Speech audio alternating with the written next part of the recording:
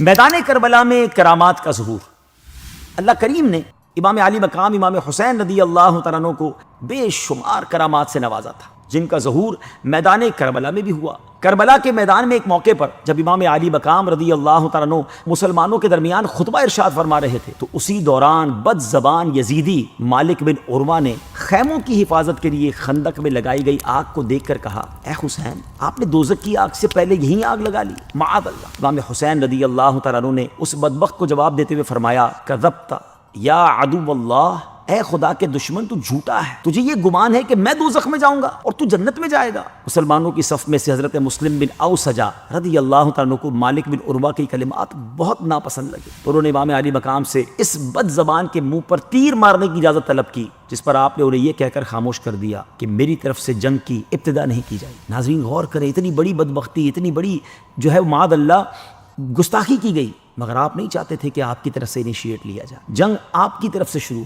یہ کہہ کر اب حضرت امام علی مقام نے بارگاہ الہی میں اپنے ہاتھ پھیلائے اور عرض کیا کہ یا رب، عذاب نار سے قبل سے دنیا میں آتشی عذاب میں مبتلا فرما۔ حضرت امام حسین کا بھی یہ کہنا تھا کہ اس بدبخت کے گھوڑے کا پاؤں ایک سوراخ میں گیا، جس کی وجہ سے وہ گھوڑے سے گر گیا اور اس کا پاؤں رکاب میں الجھ گیا، پھر گھوڑا اس کو لے کر بھاگا اور آگے جا کر آگ کی خندق میں اسے ڈال دی۔ معاذ اللہ، امام حسین پر آگ کی بات کر رہا تھا، مگر آپ کی جو دعا تھی اس کا اثر یہ ملا کہ ہاتھوں ہاتھ وہ آگ میں جا کر جل گیا۔ اس پر امام حسین نے سجدہ شکر ادا کیا اور اللہ عز و جل کی حمد و ثنا بیان کرتے ہوئے بلند آواز سے، جس سے دونوں لشکر سن سکیں، دعا فرمائی، یا اللہ، ہم تیرے حبیب علیہ الصلوۃ والسلام کے گھر والے اور ذریت یعنی اولاد ہیں، ہم پر ظلم کرنے والوں کے ساتھ انصاف فرما۔ اسی دوران دشمنوں کی صف سے ابن اشعث نامی شخص نے کہا کہ آپ کو حضور علیہ الصلوۃ والسلام سے کیا نسبت ہے؟ اس کی اس بے ادبی کی وجہ سے امام حسین کو بہت تکلیف پہنچی۔ آپ نے بارگاہ الہی میں عرض کیا، اللہ، ابن اشعث نے میرے نسب پر جرح کی ہے اور یہ مجھے تیرے پیارے حبیب علیہ الصلوۃ والسلام کا بیٹا تسلیم نہیں کرتا، یا اللہ اس بد زبان کو فوری عذاب میں گرفتار فرما۔ اس دعا کے بعد اس بے ادب کو قضائے حاجت کی ضرورت پیش آئی،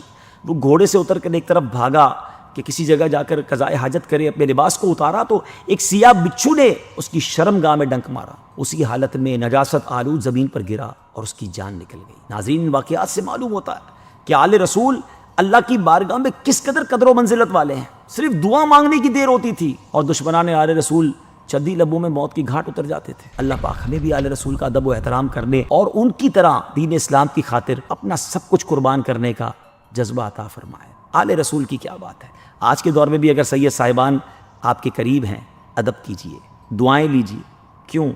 اعلیٰ حضرت لکھتے ہیں نا، تیری نسل پاک میں ہے بچہ بچہ نور کا، تو ہے عین نور، تیرا سب گھرانہ نور کا۔